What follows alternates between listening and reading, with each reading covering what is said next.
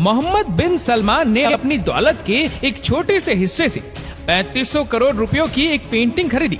इन पैसों से 1200 fully loaded Lamborghini, 3 Boeing 747 जहाज या फिर 25 F-16 भी खरीदे जा सकते थे। लेकिन फिर भी मोहम्मद बिन सलमान ने इतने पैसे ये पेंटिंग खरीदने में क्यों लगा दिए?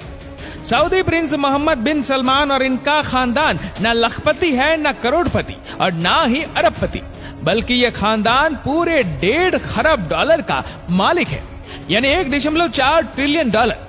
अगर लोकल करेंसी की बात की जाए तो ये 106 खरब रुपयों के मालिक है। Mohammad bin Salman middle east के सबसे ज्यादा ताकतवर इंसान माने जाते हैं। ये खानदान इतना अमीर है कि दुनिया की महंगी से महंगी चीज भी इनके सामने जीरो के बराबर है।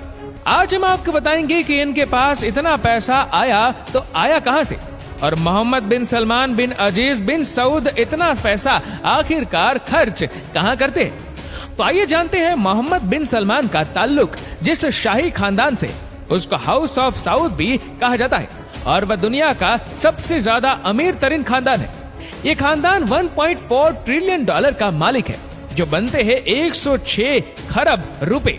इस खानदान के पास शाही खानदान से भी 16 गुना ज्यादा पैसा है। लेकिन आखिर इनके पास इतना पैसा आता कहां से? हमने तो शाही खानदान को हमेशा दुनिया की महंगी तरीन गाड़ियों में ही देखा है, लेकिन ये गाड़ियां खरीदने के पैसे आते कहां से? इसका सीधा साधा जवाब है और वो है ऑयल। जी हाँ, सऊदी शाही खानदान का एक सबसे बड़ा एसेट है सऊदी अरामको, जो दुनिया की सबसे महंगी तरीन कंपनी है।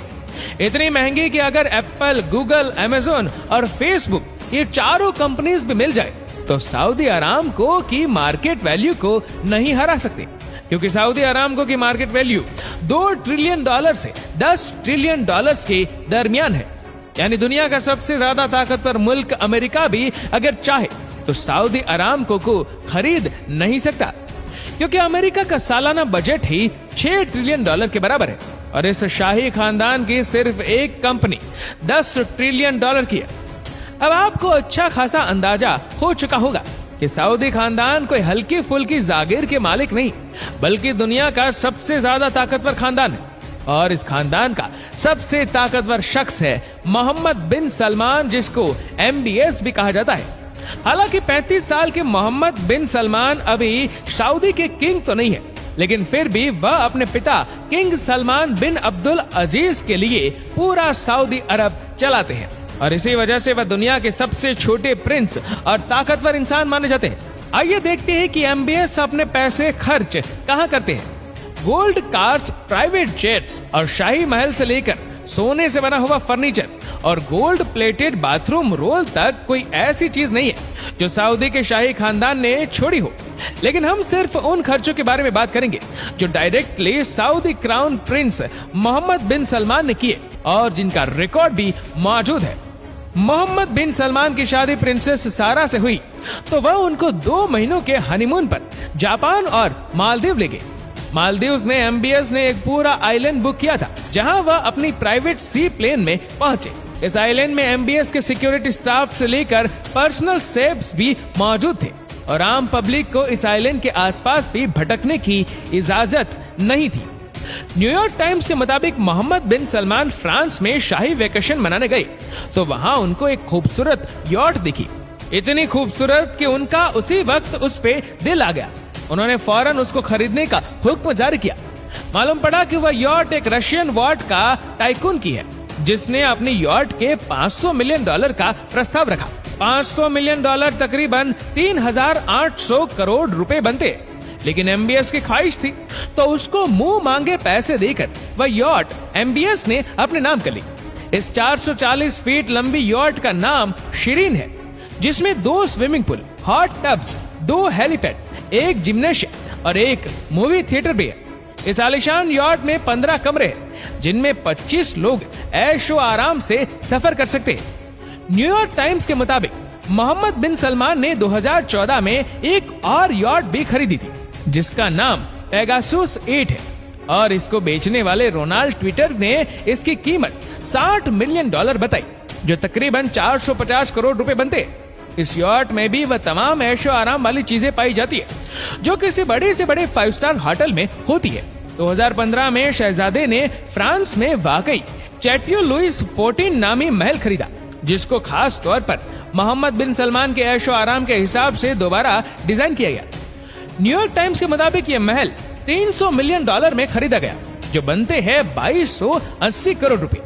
हरे भरे जंगलात के दरमियान सुकून जगह पर मौजूद ये महल 630 एकड़ जमीन पर फैला हुआ है, जिसमें महल के लाइट्स, फाउंटेन्स, सिक्योरिटी सिस्टम सब कुछ एक आईफोन से कंट्रोल होता है। इस महल में मोहम्मद बिन सलमान ने एक ऐसा कमरा भी बनवाया जिसकी छत ट्रांसपेरेंट शीशे की है। ऊपर पानी है जिसमें खूबसूरत मछलियां तैरती नजर आती है। इसी के साथ साथ टेलीग्राफ की एक रिपोर्ट के मुताबिक इस महल में इंडोर और outdoor pool, private cinema, 2 ball rooms और एक नाइट क्लब भी मौजूद है। न्यूयॉर्क टाइम्स के मुताबिक मोहम्मद बिन सलमान ने 2017 में लियोनार्डो दा विंची की एक 500 साल पुरानी पेंटिंग खरीदी। ये पेंटिंग अमेरिका में एक ऑक्शन में बिकी थी और ये दुनिया की सबसे ज्यादा महंगी बिकने वाली पेंटिंग थी। जी हाँ, मोहम्मद बिन सलमान ने किसी दूसरे अरब शहजादे के जरिए ये पेंटिंग $450 मिलियन में खरीदी, जो 3,500 करोड़ रुपए बनते। इस खबर पर सऊदी हुकाम ने एतराज किया कि ये पेंटिंग अबू धाबी को गिफ्ट करने के लिए खरीदी गई थी, लेकिन द गार्डियन न्यूज़पेपर के मुताबिक ये पेंटिंग मोहम्मद बिन सलमान ने अपनी सरीन सुपर यॉट में लगाई हुई है।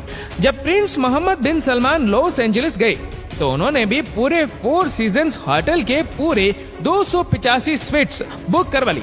ना सिर्फ स्वीट्स बुक की बल्कि होटल को अरेबिक टेस्ट भी दे दिया गया। ग्लोबलाइट से लेकर होटल का मेनू तक तब्दील करवा दिया गया था, और वह भी सिर्फ चंद रातों की खातिर। इस पूरे तामझाम में मोहम्मद बिन सलमान के $2 मिलियन खर्च हो गए।